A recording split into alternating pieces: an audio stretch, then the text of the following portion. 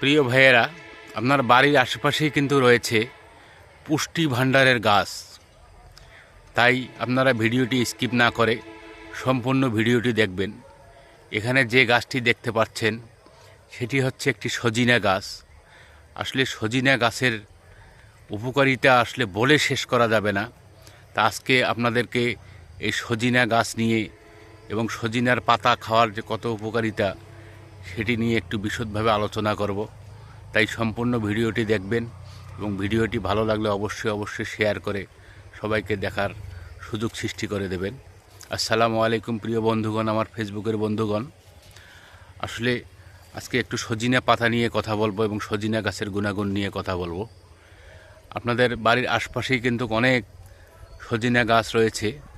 আসলে এই পাতার যে কত গুণাগুণ এবং এই সজিনা গাছের যে উপকারিতা, যা আসলে বলে শেষ করার মতো নয়। তাই আপনাদেরকে একটু বিস্তারিতভাবে একটু বলার চেষ্টা করতেছি।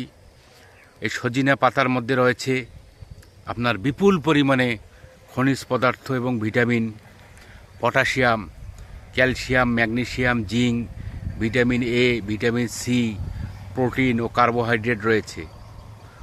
অনেক পুষ্টির সমাগমের কারণে এটি রোগ প্রতিরোধে আপনার অনেক সহযোগিতার কাজ করে এবং প্রতি আপনার 100 গ্রাম সজিনার পাতার মধ্যে আপনার শর্করা আছে 8.28 গ্রাম, ফাইবার আছে 2 গ্রাম, স্নেহ আছে 1.40 গ্রাম, প্রোটিন আছে 9.40 গ্রাম, ক্যালসিয়াম আছে 185 মিলিগ্রাম, লৌহ আছে 4 মিলিগ্রাম, ম্যাগনেসিয়াম আছে 147 মিলিগ্রাম এবং সোডিয়াম আছে 19 মিলিগ্রাম, ভিটামিন এ আছে 338 মাইক্রোগ্রাম, ভিটামিন সি 51.7 মিলিগ্রাম। মানে এক কথায় বলা চলে যে পুষ্টির একবারে ভাণ্ডার। এই যে দেখেন সজিনার পাতাগুলো। এখন এই সজিনার পাতাগুলো আপনারা কিভাবে খাবেন? সজিনার পাতা বিশেষ করে আমাদের এখন কিন্তু ডায়াবেটিস রোগীদের সংখ্যা অনেক বেশি। তাই সজিনার পাতাগুলো যদি আপনারা বিভিন্নভাবে খাওয়া যায়, পাতাগুলো রোদে শুকিয়ে গুঁড়া করে ব্লেন্ডারের মাধ্যমে আপনারা কিন্তু সকালে 1 থেকে 2 চামচ আপনারা পানির সাথে গুলিয়ে খেতে পারেন। ডায়াবেটিস রোগীরা হাঁটাহাঁটি এবং ওষুধ খাওয়ার পাশাপাশি যে সজিনার পাতার গুঁড়োগুলো যদি আপনারা খান, তাইলে কিন্তু ডায়াবেটিস অনেক নিয়ন্ত্রণে আসে।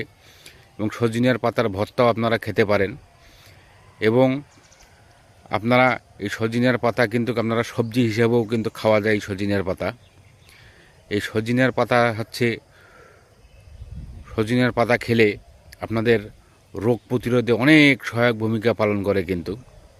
তাই আপনারা বাড়ির আশপাশে জায়গাগুলো ফেলে না রেখে সজিনার গাছ অবশ্যই রোপণ করবেন।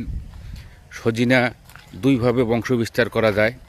একটি বীজ দিয়ে চারা তৈরি করেও কিন্তু বংশবিস্তার করা যায়। এই যে দেখেন, আমি আপনাদেরকে একটু দেখাই আমার বাড়ির আশেপাশে কত সজিনার গাছ আমরা লাগিয়েছি। এই যে দেখেন, এগুলো কিন্তু সবগুলোই সজিনার গাছ এবং ডাল দিয়েও কিন্তু বংশবিস্তার করা যায় ডালের মাধ্যমে।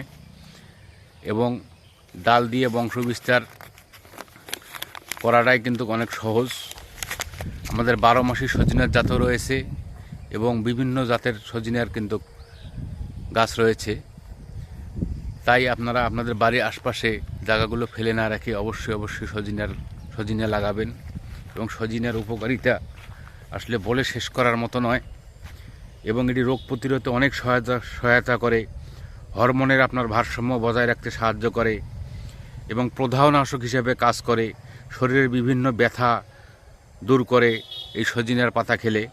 এবং যাদের কোষ্ঠকাঠিন্য রয়েছে তারা এই সজিনার পাতা নিয়মিতভাবে খাবেন, তাহলে কিন্তু আপনাদের কোষ্ঠকাঠিন্য দূর করে খুব সহজেই।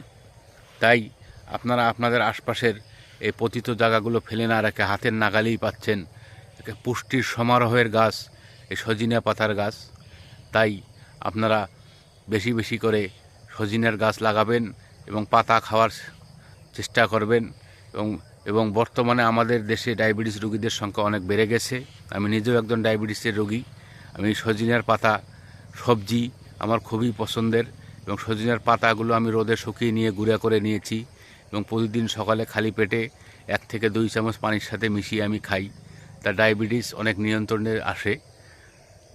তাই ভিডিওটি ভালো লাগলে অবশ্যই শেয়ার করে সবাইকে দেখার সুযোগ সৃষ্টি করে দেবেন। ধন্যবাদ, ভালো থাকবেন, সুস্থ থাকবেন এবং এই সমস্ত ভিডিওগুলো যদি ভালো লাগে অবশ্যই শেয়ার করে সবাইকে দেখার সুযোগ সৃষ্টি করে দেবেন। আসসালামু আলাইকুম রহমতুল্লাহ।